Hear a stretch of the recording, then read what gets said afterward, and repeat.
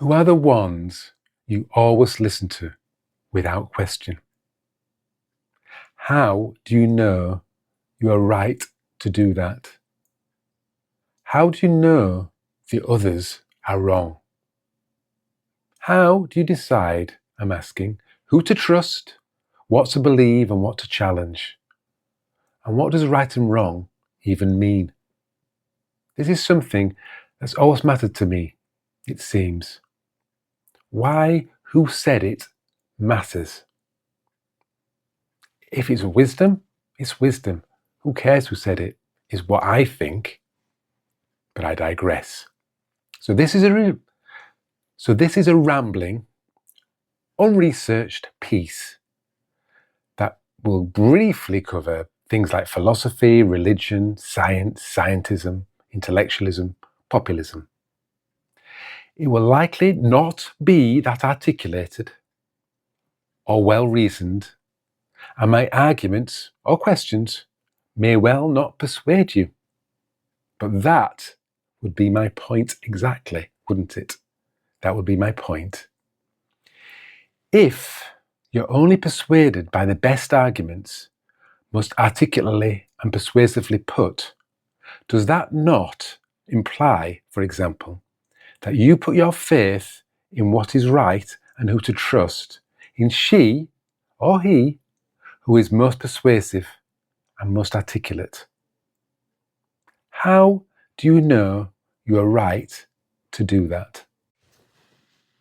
In this world of misinformation, disinformation, disingenuity, spin,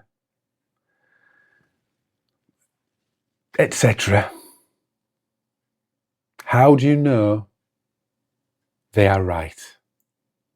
The person that you trust, the most intelligent person on the planet, for example, do you ask that person the answer to the question, even if they have no understanding of a particular subject? Or do you ask the person who has the most experience in that subject, even though they may work for a company that has an agenda? How do you know who to trust? We get our information, our beliefs from many, many sources.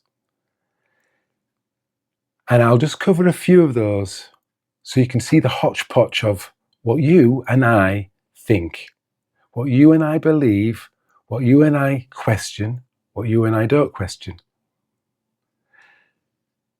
Religion is the first thing I'll mention, and beliefs and superstitions. A lot of these, like your religion, could be based on where you were born in the world. Your beliefs could be based on which group raised you. So could the superstitions. So there's something accidental about that. Science. Some could rely on science, and perhaps all of us rely on science when we use products, we use computers, we purify water, we build structures, etc. Science seems to be reliable. Yet lots of scientific papers are not accurate, and there seems to be a lag in what scientists prove and then what gets accepted by other scientists. It's not that reliable. And sometimes, for me personally, I had some health issues and the medical science couldn't help me, and that gave me doubts about science a little. Facts, figures, research, you could put your faith in that. My experience of facts and figures and research, but facts and figures, facts don't have opinions. Facts don't decide things. We interpret facts. We interpret figures. And that interpretation is prone to bias. Reasoning, logic, arguments, intelligence. I'm a fan of all those things, but it's how reasoning is used. In the debating societies of learned educational institutions, you are encouraged to debate from both sides of the argument, because debating is a skill. is a skill. So the best debater could win, even if they're talking about something that isn't what they think or what they believe. So you trust the best debater, but they could be lying. Feelings. We rely on feelings. We rely on personal experience. We rely on instinct, or our gut. And often our gut is right, and sometimes it's not right. But our experience, we have to rely on our experience a little bit. When we get a bad feeling about somebody, it's good to trust that, I think. Even if everybody says, oh, they're a lovely person, they just might not know them that well. Feelings, personal experience, instinct. I like those things. Passion. Someone could be so passionate about a subject, so passionately believe that this is the direction to go, so much passion, but they could still be leading you down a blind alleyway, just doing it passionately so. Society tells us what to think. It indoctrinates us. It brainwashes us. How to behave with others. It's useful to listen to what society says, but it's always good to challenge what society says too. We have ideologies. We have philosophies.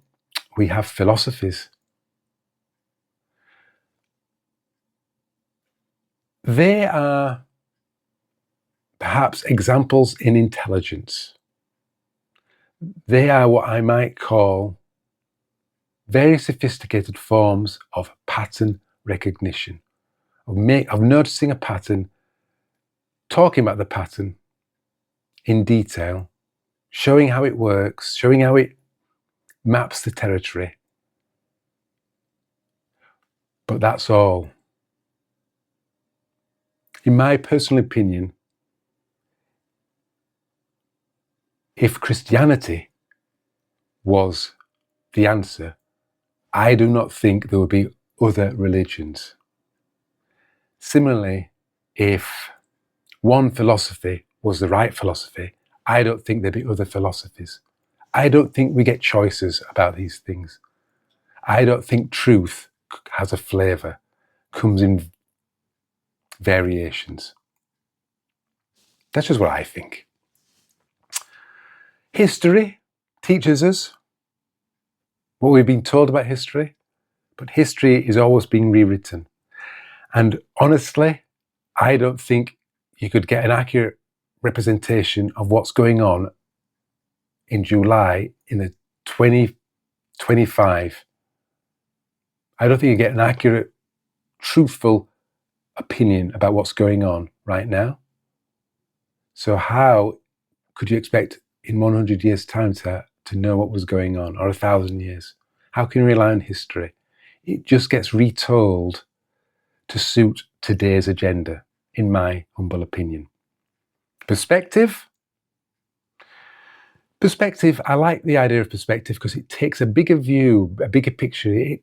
It goes to the sun, as it were, and looks at the planet. And it says what's going on there. And, I think all that you could say is going on is lifing. And you can't say much with perspective.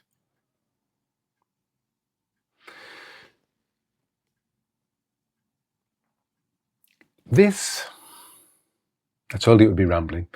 This, who to trust, what to believe. Is it socialism? Is it capitalism? Should we kill all the billionaires?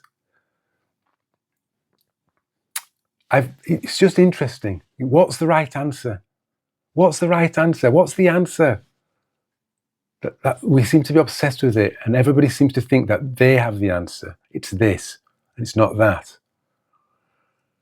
And I don't know, maybe I'm illustrating that there isn't an answer. But When there was a vote to leave the EU, I'm from Britain, I'm from England, Brexit. Look at the facts, look at the figures, weigh them all up. That's how you'll know. Yeah, I didn't do that. Nobody did that. You look at the facts. How do they reflect my position? Ignore the facts that don't reflect your position. You already decided. Some people might have decided by the facts and the figures, but I doubt it. Same with Donald Trump. Vote him in, don't vote him in. Same with Israel, Palestine, Russia, Ukraine, Pakistan, India.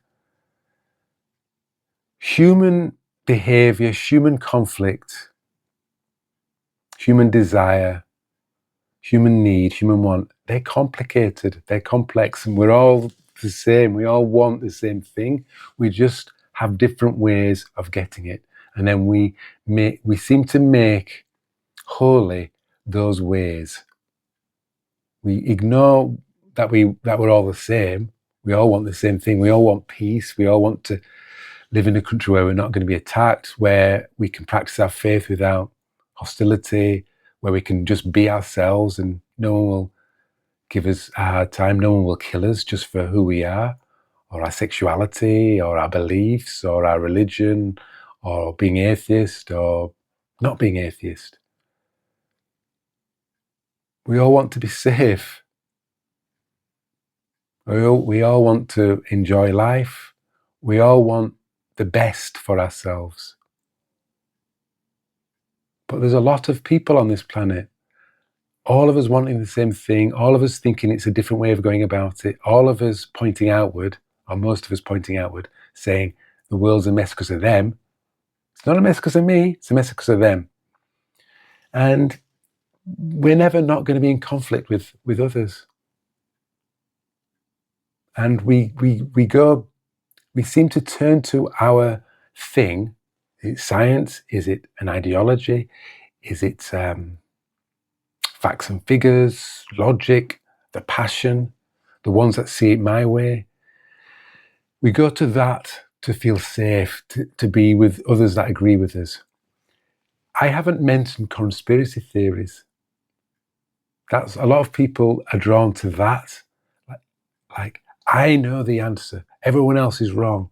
Just me and a few select people, we know that the earth is flat, for example. I won't share other conspiracy theories, but I'm happy to share that one. We know the earth is flat. Everyone else is deluded. We're special, they're idiots. You know, that's what we want.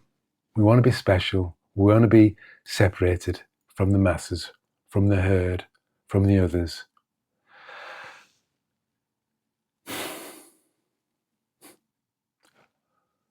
Who are the ones you always listen to? Who are the ones you never listen to? I'm going to do a video about who are the ones you don't have to listen to anymore, by the way. Who are the ones you always listen to? I've just thought it was strange, like there seems to be a reliance on the intellect, intellectualism. But then, if that's what the answer is, we rely on the most intelligent for our answers, or the leading scientist, or the highest authority of a religious figure. And whatever they say goes, even though they're flawed human beings, prone to making errors, prone to pride and ego, interfering with their opinion.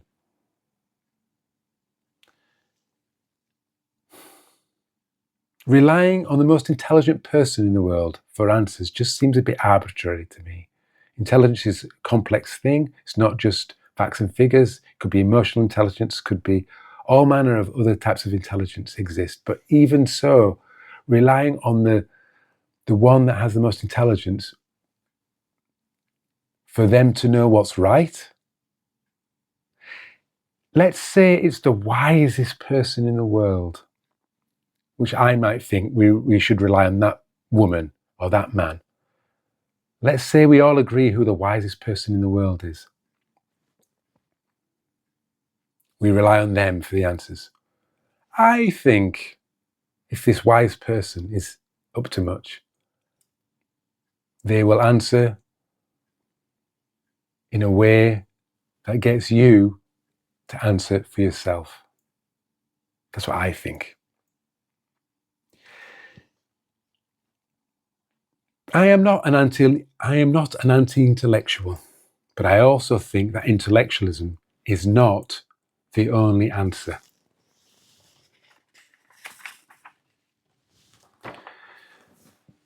I was going to make this a vlog, but I've been reading mostly, not riffing.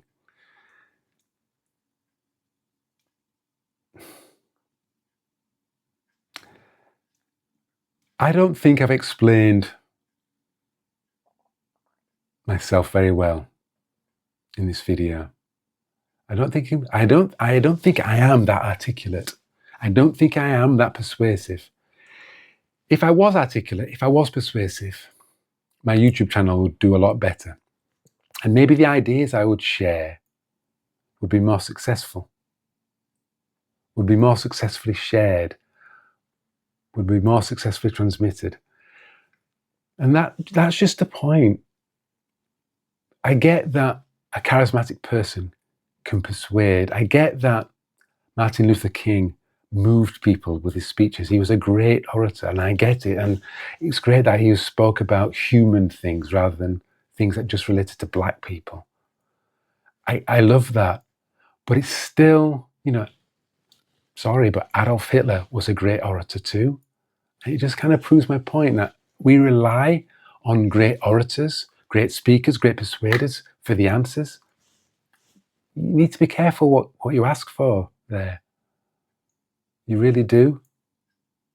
The ones that are most persuasive, the ones that are most articulate, are they really the ones that we should always listen to? Really? I don't think so. I seem to be a fan of the wisdom of nature, and maybe that's a thing. I don't know, but I seem to be a fan of the wisdom of nature. Nature does not seem to care for ideas. It seems to like experiment. It seems to like experimenting constantly to test out what works and what doesn't, and then it just lets go of what doesn't. And it seems to continually experiment. It never seems to say this is what's best. It continually says, let's find out. That's what my noticing of wisdom says to me anyway. And I am a fan of wisdom too, and wisdom always takes account of what has gone before. Yes. Who has said it? How that idea was challenged, how it could have been revised, why it might have been context sensitive at the time, etc. Wisdom is always correcting itself as well. Wisdom takes account of what has gone before, but it always listens to what the moment has to say too. So, for example, thou shalt not kill. That's a great bit of wisdom. I've never killed anybody, and I'm sure I never will kill anybody. But to never kill somebody, you must never kill somebody, that clearly there might be situations where you have to do that to save your life, and then you would. So wisdom says, I don't think this is a good idea, I'm not going to do that, but I'm never going to say never. I'm never going to say never. Maybe I might listen to the most persuasive, the most articulate, sometimes, but I won't do it always, because, that's what this video's been about. So I'm getting to the end. This was an attempt to be a vlog, and it's not really a vlog. And a lot of what I've said has been rambling. I would like to be more articulate, but I'd like to be 6 foot, and I'm never going to be. I'm 5'10" and a half. 5'10" and a half. That half-inch matters. I could get more articulate. I could learn ways to be more articulate. Maybe I'll get better at storytelling. Maybe I won't. Maybe my articulacy is what it is. There's not much room for change, but we'll see. When I am more articulate, I will speak about this again. I will ask the question, how do you know you're right to listen to the people that you listen to? And how do you know the others are wrong? Who are the ones you always listen to? I really would like you to question that. There's various people. Who are the ones you always listen to? Why do you do that? Why? Thank you for watching this bit of a ramble. Who do you listen to without question? Sound check.